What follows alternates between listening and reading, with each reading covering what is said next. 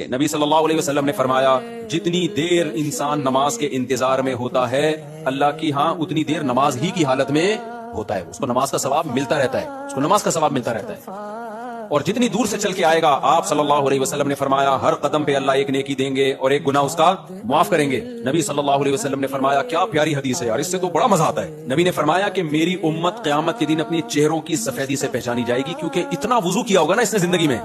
جو 15 سال کی عمر سے نماز پڑھ رہا ہے، 15 دفعہ روزانہ دن میں منہ دھوتا ہے کہ نہیں دھوتا؟ سوچو جس نے 40 سال 50 سال اللہ کے حکم پہ دن میں 15 دفعہ منہ دھویا ہوگا، کیا اس کے چہرے پہ کوئی ایسی علامت نہیں ہوگی جس سے پتا چل جائے کہ اس کا چہرہ دوسرے چہروں سے بہت پاکیزہ ہے؟ کیونکہ اس بار بار منہ دھونے سے جو منہ کے گناہ ہیں، بازوؤں کے گناہ ہیں، پاؤں کے گناہ ہیں، وہ دھل رہے ہیں، ان میں روحانیت پیدا ہو رہی ہے، نورانیت پیدا ہو رہی ہے۔ یہ نورانیت دنیا کی آنکھوں سے نظر نہیں آتی، لیکن یہ نورانیت قیامت کے دن اللہ ایسی آنکھیں دے دیں گے جس سے لوگوں کو یہ نورانیت نظر آنا شروع ہو جائے گی۔ غرم محجلین،